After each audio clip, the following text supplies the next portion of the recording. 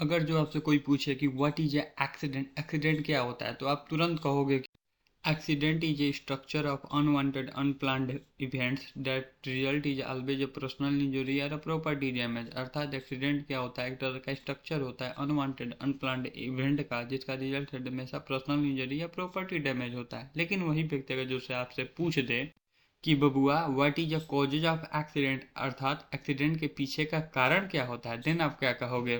तो hello guys, आज की इस वीडियो में हम जानेंगे कि एक्सीडेंट के पीछे का क्या कारण होता है। तो चलिए वीडियो को शुरू करते हैं बिना किसी देरी के।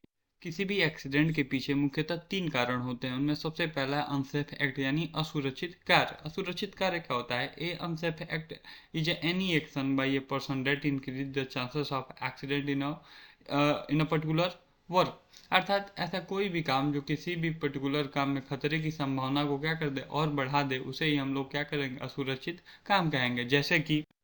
जैसे कि ऑपरेटिंग इक्विपमेंट विदाउट अथॉरिटी, या अर्थात बिना किसी के परमिशन के कोई भी इक्विपमेंट चलाना। जैसे कि कई बार क्या होता है, साइड पे हेल्पर कोई वेल्डिंग का मशीन चलाने लगते हैं या कोई गाड़ी चलाने लगते हैं। Failure of secure himself at a safe position, जैसे कि बबुआ खड़ा है, बीवी से बात कर रहा है, अपने आप को सिक्योर नहीं किया है, अगर जिस पे से गिरेगा तो सीधे दूसरी बीवी के पास चला जाएगा। तीसरा क्या है, operating eight improper speed and bypass of safety devices. कई बार क्या होता है, मटीरियल लिफ्टिंग के दौरान क्या होता है, जो सेफ्टी डिवाइसेस होते हैं जैसे कि सलाई होता है, उसको क्या करते हैं, ऑपरेटर बाईपास कर देते हैं। ये भी एक तरह क्या है, अनसेफ एक्ट है। ऑपरेटिंग विदाउट सेफ्टी डिवाइस, बिना सेफ्टी डिवाइस के काम करना, ये भी एक तरह का क्या है, अनसेफ एक्ट है। Improper tools equipment and operation, इसका गलत टूल का गलत तरीके से यूज करना, है भी एक तरह का क्या है, अनसेफ एक्ट है। Under the influence of alcohol, दारू पी के काम करने, भी एक तरह का अनसेफ एक्ट है। इम्प्रॉपर यूज ऑफ पीपी, कई बार क्या होता है, हेलमेट का चैन स्ट्रिप ऊपर लगा के कितनी बार भी समझाने पे जो वर्कर होते हैं, जो बंदे होते हैं हमारे काम करने वाले, वो गलती करते हैं। वो भी एक तरह का क्या है, हमसे एक्ट है। पीपीज के साथ हमको क्या करना है, बढ़िया सलूक करना चाहिए। Living material here and there, अर्थात मटेरियल को बिखेर के रखना है, भी एक तरह का क्या है, अनसेफ एक्ट है। रिमूविंग मशीन गार्ड, कई बार क्या होता है, जल्दी कटिंग वटिंग करने के चक्कर में ग्राइंडिंग मशीन का मोस्टली क्या करते हैं वो लोग बंदे, गार्ड निकाल देते हैं। ये भी एक तरह का क्या है, अनसेफ एक्ट है। तो चलिए अपने नेक्स्ट ऑप्शन पे कि क्या कारण होते हैं, दूसरा क्या कारण होता है किसी भी एक्सीडेंट के पीछे। सेकंड नंबर पे आता है अनसेफ कंडीशन यानी असुरक्षित परिस्थिति।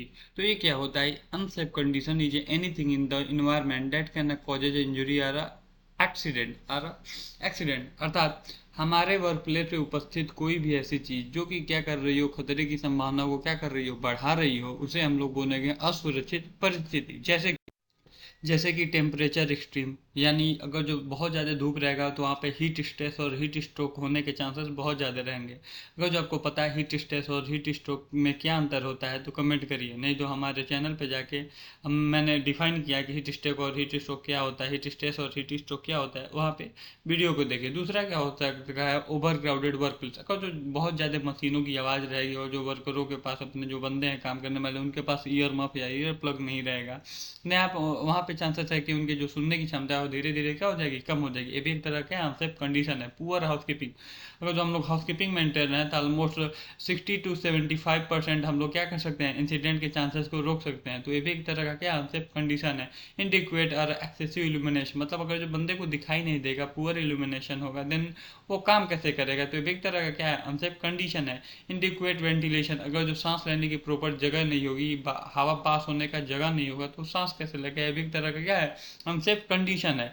ऑक्सीजन की मात्रा कितनी रहनी चाहिए कन्फाइंड स्पेस में, अगर जो आपको पता है देन आप कमेंट जरूर करिएगा। इनडिक्वेट वार्निंग साइन, अगर जो आपने वार्निंग साइन अपने सही तरीके से नहीं लगा दिया है, कहीं आपने काम किया है हॉट वर्क, वहाँ पे वार्निंग साइन नहीं है, कोई बंदा जाके टच कर दिया या इलेक्ट्रिकल केबल है टच कर दिया, तो भी एक तरह क्या क्या होगा, उसके लिए अनसेफ कंडीशन होगा। Radiation exposure, defective tool and equipment and machine without guard, है भी एक तरह का क्या अनसेफ कंडीशन है। वर्किंग प्लेटफॉर्म विदाउट रेलिंग, ये सारी चीज़ें क्या है, एक तरह की अनसेफ कंडीशन है जो कि हमारे साइड पे खतरों की संभावनाओं को और क्या कर देती हैं, बढ़ा देती हैं। कंट्रीब्यूटिंग फैक्टर, यानी कोई भी मैनेजमेंट रिलेटेड फैक्टर जो कि एक्सीडेंट श्रृंखला का भाग होते हैं, जैसे कि लॉन्ग वर्क आवर, अगर जो कोई बनता है मान लीजिए लास्ट 15 घंटे से काम कर रहा है, तो वहाँ पे एर्गोनॉमिकल हजार्ड के खतरे क्या हो जाते हैं, बढ़ जाते हैं। तो ये भी एक तरह का क्या होता है, एक तरह का बहुत मेजर रोल प्ले करता है किसी भी एक्सीडेंट के पीछे ओवर कॉन्फिडेंस। कोई बंदा बोलता है कि मैं तो 50 मीटर हाइट पे काम कर चुका हूँ, 5 मीटर मेरे लिए क्या है, 5 मीटर पे जाता है, हाथ गोड़ तोड़ के उसके बाद बैठ जाता है। तो वो भी एक तरह का ओवर कॉन्फिडेंस भी क्या है, हर फील्ड में क्या करता है, बहुत मेजर रोल प्ले करता है एक्सीडेंट के पीछे।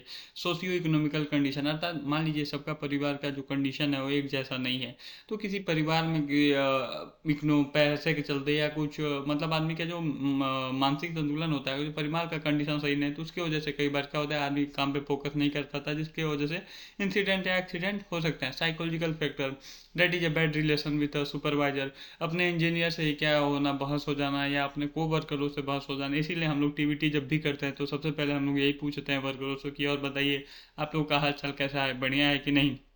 Lack of safety promotional activity, मान लीजिए साइड पे सेफ्टी अवेयरनेस ना होना, ये भी एक तरह का बहुत मेजर रोल प्ले करता है किसी एक्सीडेंट के पीछे। सब बंदे अपने मन के काम करेंगे तो भी क्या हो सकता है, एक्सीडेंट के चांसेस बढ़ सकते हैं। इसीलिए कहा जाता है कि साइड पे क्या करना चाहिए हमको, सेफ्टी प्रमोशनल एक्टिविटी कराती रहनी चाहिए, हम लोग को मास मीटिंग कराते रहना चाहिए, सेफ्टी के प्रति उनको जागरूक करना चाहिए अपने बंदों को। लैक ऑफ मैनेजमेंट कंट्रोल, मान लीजिए अगर जो सेफ्टी पर्सन अगर जो चाहे कि मैं अपने साइड पे मास मीटिंग कराऊँ, सब चीज़ कराऊँ, और मैनेजमेंट पैसा ही ना दे, इसीलिए कहा जाता है the safety is the responsibility of the entire management, not only on the safety supervisor. Lake of training, अगर जो सेफ्टी पर्सन ट्रेनिंग नहीं दे रहा है, उनको अवेयर नहीं कर रहा है, तो भी एक तरह का क्या है, एक्सीडेंट के पीछे कारण हो सकता है। क्योंकि अगर जो बंदे जानेंगे नहीं कि ग्राइंडिंग मशीन कैसे चलाना है, उसमें क्या क्या खतरा है, तो वो कैसे समझ पाएंगे। लेक ऑफ थ्री का बेसिकली मतलब होता है एजुकेशन, इंजीनियरिंग, इन्फोर्समेंट। एजुकेशन का मतलब होता है बेसिकली उनको ट्रेनिंग देना, उनको उनके बारे में अवेयर करना। इंजीनियरिंग का मतलब होता है जैसे कि गार्ड, मशीन पे गार्ड है कि नहीं, कौन से मशीन जितने मूविंग पार्ट है उन पे गार्ड उड़ है कि नहीं, ये सारी चीज़ें। इन्फोर्समेंट का मतलब होता है कि अगर जो बंदा काम, सब एजुकेशन उसको ट्रेनिंग देने के बाद, इंजीनियरिंग कंट्रोल देने के बाद, अगर जो बंदा नहीं कर रहा है तो उसको इन्फोर्स कैसे किया जाए, उसको कैसे मनवाया जाए, ये सारी चीज़ें 3E के अंतर्गत आती हैं।